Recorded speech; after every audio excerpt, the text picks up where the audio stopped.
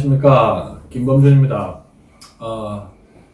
제가 요새 신문이나 각종 SNS를 통해서 우리 거제 지역의 각종 지역의 현안들을 살펴보는 코너를 만들어 운영하고 있습니다.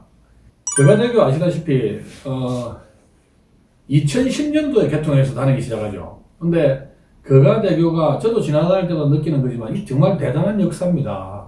이 긴 다리를 약 8.2km에 이르는 이 긴 다리를 만들 수 있었던 거, 처음에 많은 분들이 거가대교를 염두에 두고 한번 해보자고 했는데, 궁극적으로 거가대교가 탄생되게 된 배경에는 어떤 생각이 깔려 있었냐면은, 우리 거제의 세계 최대의 조선도시인 거제의 조선업과 창원, 김해, 부산 쪽의 조선 기자재 업체, 또 기계산업업체, 이런 것들, 기존의 제조업들을 경남 해안 지역에 흩어져 있는 제조업들을 거가대교 개통을 통해 가지고 다리를 연육교로 연결이 되게 되면 엄청난 산업적인 시너지가 날 거다. 그리고 실제로 조선소에서 배를 만드는데 많은 철판이나 구판들을 저기 포항에 있는 제철소에서 갖고 와야 되기 때문에 조선 기자재, 조선 원자재의 원활한 이송을 위해서도 이 거가대교가 필요하다. 그렇게 물류가 흐르고 교통이 왔다 갔다 하다 보면 궁극적으로는 부산, 울산, 경남 전체에 전반적으로 관광산업도 활성화될 것이다. 이런 취지로 거가대교가 검토가 되었고, 실제로 6년의 공사를 거쳐서 지난 2010년도 개통이 됐습니다. 개통될 당시에 이게 100% 국비로 진행을 해가지고 공사를 하고 국비로 이걸 다 만들었으면 지금 우리가 거제 시민 25만 명이 맨날 막 시도 때도 없이 거가대교 통행 인하를 요구하고 할 일도 없었겠지만, 약 1조 5천억 정도, 정확히 1조 4천 몇백억이 들어갔는데 약 1조 5천억 정도의 공사비 가운데 1조 정도가 민자로 들어갔고, 나머지 4천 몇백억, 5천억 정도가 이제 국비나 지방비로 공공의 돈이 들어갔습니다. 그 1조 정도 되는 민간 투자 자본에 대해서 지속적으로 민간 투자 자본을 되돌려주기 위해서 지금 통행료를 계속 받고 있는 거죠. 근데 이게 왜 다른 일반적인 연육교보다도 거가대교가 공사비가 1조 5천억 가까이 많이 들었냐면은, 여러분 다니시다 보면 아시겠지만 그 중간에 침매 구간이 있습니다. 침매 터널 구간. 약 43m, 최고 깊이 43m 정도 내려가죠. 이 침매, 바닷속에 깔려서 들어가는 침매 터널 구간이 있다 보니까 다른 연육교에 비해서 공사비가 상당히 많이 들었어요. 제가 이 말씀을 왜 드리냐면은, 거가대교는 애초에 만들어질 때 25만 거제 시민의 편의를 위해서 만들어진 측면보다는 국가 산업적인 측면, 기계산업과 조선산업의 시너지, 또 경상남도 전체에 흩어져 있는 각종 산업들을 연육교로 연결함으로써 산업적인 측면이 먼저 검토가 됐고, 그 다음 이게 노선을 정하고 거가대교를 놓으려고 계획을 하던 와중에 진해에 있는 해군 군항이 연육교로만 연결되었을 경우에 만약에 유사시에 전쟁 같은 게 나면 그 연육교가 내려앉거나 하면 군항 안에 든 해군 군함들이, 함정들이 도관에 같이 있고 되잖아요.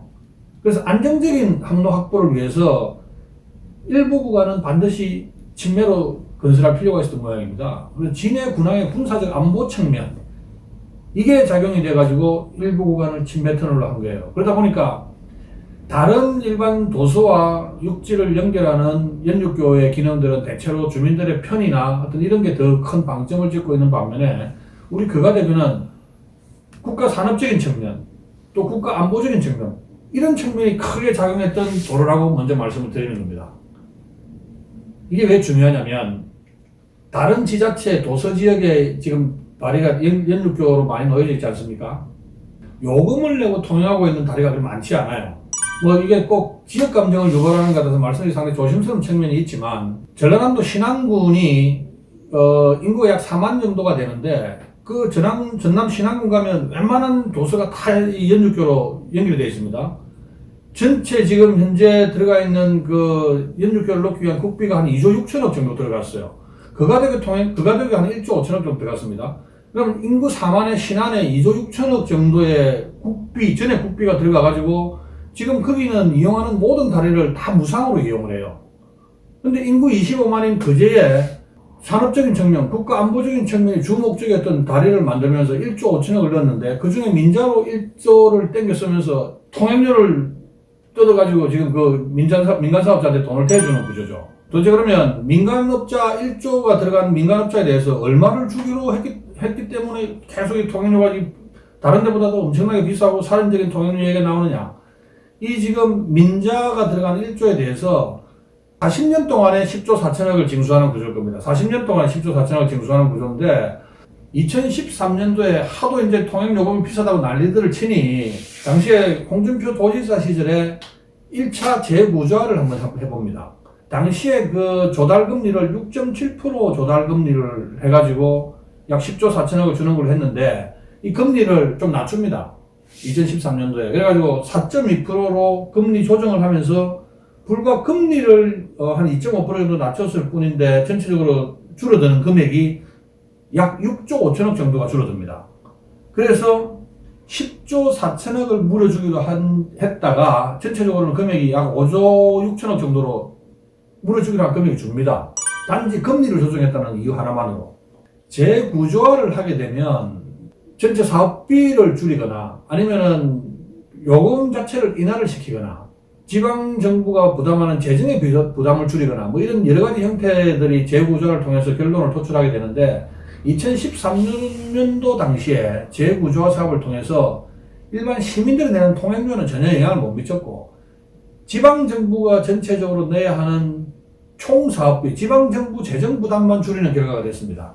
실질적으로 시민들한테는 아무 혜택을 주지 못했습니다.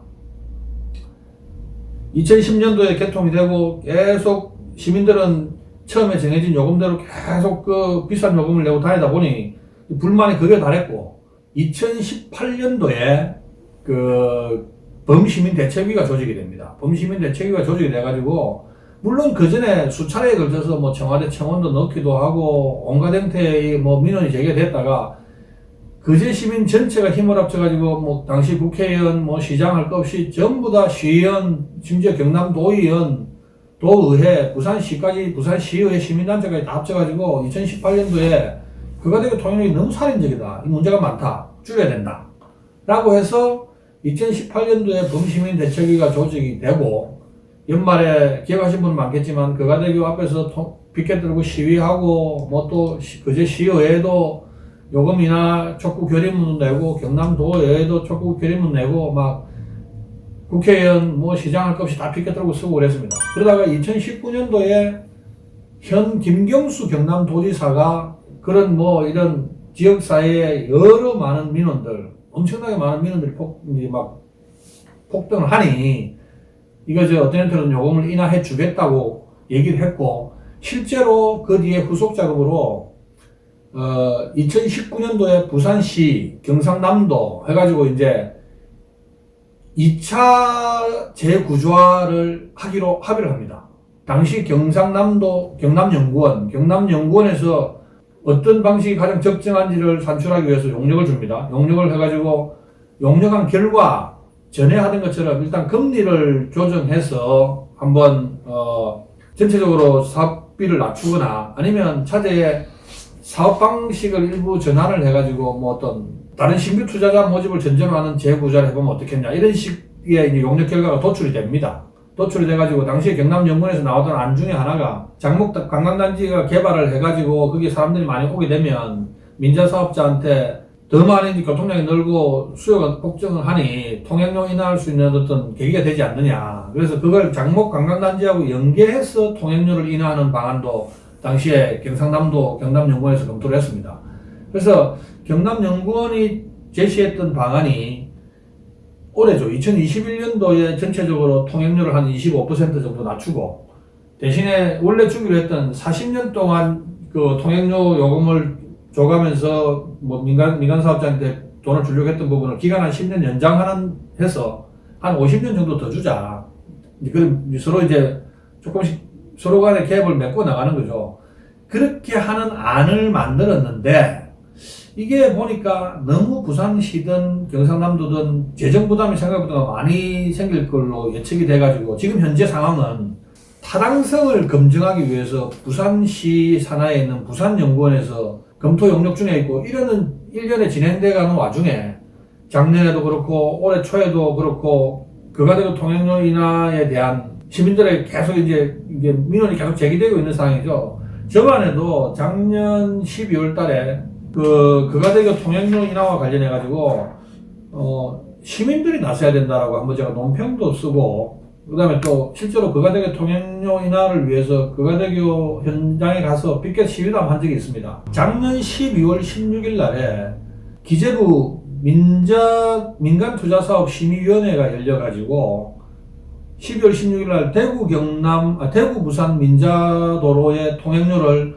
1,500원에서 5,000원 낮춰주고, 또 서울 춘천 간의 민자도로 통행료도 대폭 인하해가지고 28%인가 인하를 해줬어요. 민자가 들어간 어떤 그 SOC 관련해서 사업에 있어서 항상 기재부에 민간투자사업심의위원회라는 게 열려가지고 거기에서 적격성 여부나 검토를 해가지고 뭐 사업 내용을 변경시키거나 하는 1년의 일들을 하기 때문에 작년 12월 16일 날에 기재부 민간투자사업심의위원회에서 다른 민자도로들에 대해 가지고 통행료 인하를 시도를 했었어요. 시도를 했고, 그가대교도 하도 이게 막 민원이 많으니까 기재부에서 이걸 해보는 게 어떠냐라고 생각이 들어서 저는 이제 촉구 차원에서 피켓을 들었는데, 일부에서는 그가대교는 고속도로가 아니기 때문에 기재부 민간투자사업심의위원회 대상이 아니다라고 하는 얘기들이 있습니다. 그래서 그 관계 때문에 사실 제가 정식으로 기재부에 질의를 하고 답변을 받았습니다. 기재부 답변 사항이 그가대교는 사회기반 시설에 대한 민간투자법에 따라 동법 제8조 2, 14조, 동법 시행령 6조 및 14조 등에 따라 민간투자사업심의위원회 심의 대상입니다. 심의를 거친 사업입니다. 여기 나와 있어요. 지금 이제 진행되어 왔던 내용은 제가 지금 시간 때문에 짧게 말씀을 드렸지만, 진행되어 왔던 내용들은 많은 분들이 도지사, 시장님, 국회의원님 할 것 없이 많은 분들이 시민들의 지금 의견을 받아가지고 통행료를 인하하려고 합니다. 이번 추가 용역을 통해가지고 이 부산연구원의 용역이 이제 올해 2월까지입니다. 올해 2월 달에 부산연구원의 용역 결과가 나오면 이 용역 결과를 놓고 경상남도와 협의를 하게 됐습니다. 협의를 하고 그 협의를 통해서 최적 방안을 도출해서 재구조화를 실시하고 통행료를 아마 인하할 것 같아요. 이건 제가 경상남도와 부산시에도 공식적으로 국회를 통해서 자료를 받아봤습니다. 이 공통된 답변입니다. 공통된 답변이니까 이 부산연구원의 용역 결과가 올해 2월달에 나오면 그 용역 결과에 의해서 통행료 인하가 가능할 것 같습니다. 물론 돼봐야 알겠지만 지금 부산시나 경상남도는 장기적으로 지금 그가대교를 국도로 성격하는 방안도 같이 검토하고 있습니다. 이게 왜 합리적이냐면, 모두에 말씀드렸던 그가대교는 국가 안보적인 측면, 국가 산업적인 측면이 훨씬 중요한 도로이기 때문에 이런 국가 중요 시설을 유지 관리하는 기능은 어찌 보면 지자체가 아니고 국가에서 하는 게 맞죠. 타당하죠. 장기적으로 국도로 성격하는 게 맞는 것 같고, 지금 우리 거제 명문을 좌우할 수 있는 가덕도 신공항이 2월달 안에 특별법이 통과되겠지만, 가덕도 신공항이 건설되게 되면 가덕도 신공항의 접근도로 구축하고 연기가 될 거예요. 그가대교가. 당연히 교통량도 늘어날 거고, 그런 거 저런 거 따져가지고 장기적으로 국도로 성격해서 그가대교의 관리나 유지 기능을 하는 게 맞지 않느냐. 이건 경상남도나 부산시나 공이 이런 유사한 생각들을 하고 있기 때문에 될 거라 봅니다. 다만 이제 결론적으로 그럼 우리가 할 일은 뭐냐? 부산시도 그렇게 하고 경상남도도 그렇게 하고 우리가 할 일은 뭐냐?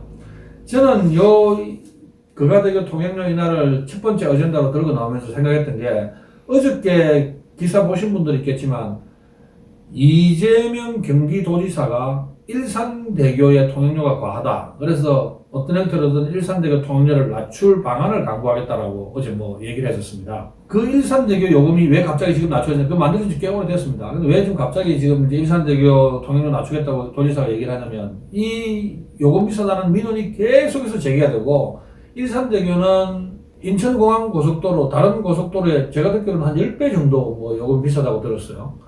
계속해서 민원이 제기되고, 경기도에 사는 사람들이 그것 때문에 난리를 치니 도지사 입장에서는 안 들어줄 수가 없겠죠. 그가대교도 그동안 우리 시민들이 25만 시민이 열심히 노력했고 요금 인하해달라고 난리를 쳤기 때문에 지금 여기까지 왔습니다.